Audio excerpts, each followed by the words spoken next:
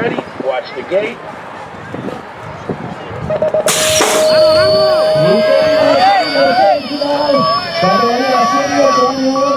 Primera posición para quién? Para el olímpico, Abel Ramírez. Ahí está Abel Ramírez, primera posición. Segunda vuelta para el cabezado Gonzalo Casano. De cada vela que está luchando ahí. Con Hugo Muñoz en segunda posición.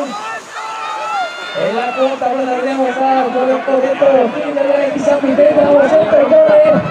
A ver, hay un pequeño problema. A ver, Ramírez luchando por Hugo primero. A ver, Ramírez segundo.